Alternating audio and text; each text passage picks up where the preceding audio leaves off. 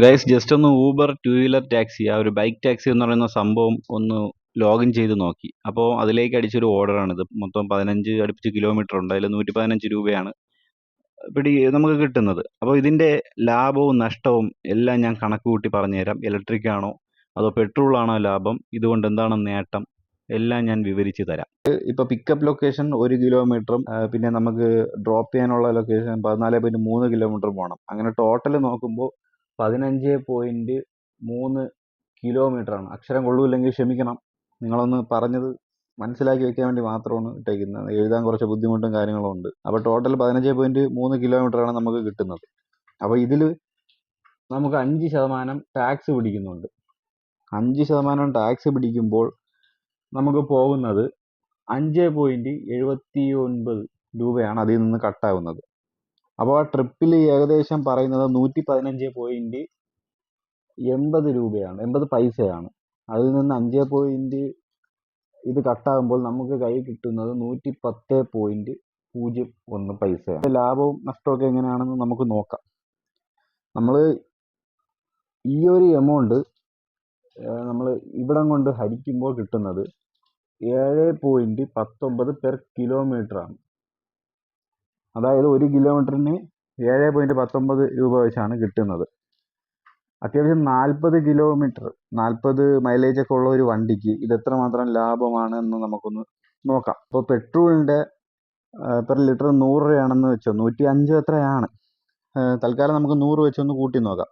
അങ്ങനെ എടുക്കുമ്പോൾ നമുക്ക് പെട്രോളിന് ചിലവാകുന്നത് ഇത്രയും 15.3 കിലോമീറ്റർ പോകാൻ പെട്രോളിന് ചിലവാകുന്നത് 38.25 രൂപയാണ്. ഇനി നമുക്ക് എന്തുമാത്രം പ്രോഫിറ്റ് ഇതിൽ നിന്ന് ലഭിക്കുമോ ഇല്ലയോ എന്ന് നമുക്ക് നോക്കാം.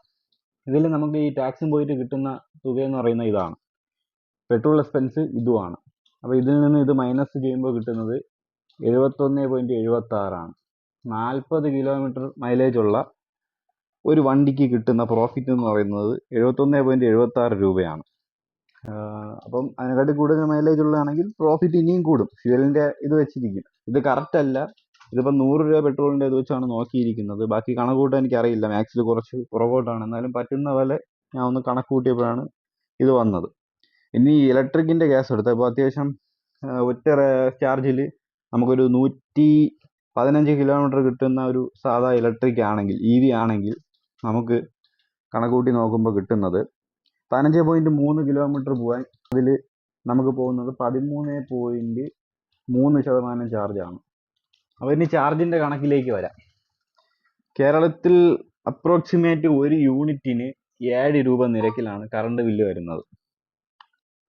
അപ്പോൾ ഫുൾ ചാർജ് എന്ന് പറയുന്നത് 3.4 കിലോ വാൾട്ട് ചാർജ് ആവണം. അപ്പോൾ 3.4 ഇൻറ്റു 7 എന്ന് പറയുമ്പോൾ 23.8, അതായത് 24 രൂപ ഏകദേശം ഒരു ഫുൾ ചാർജിന് എടുക്കും.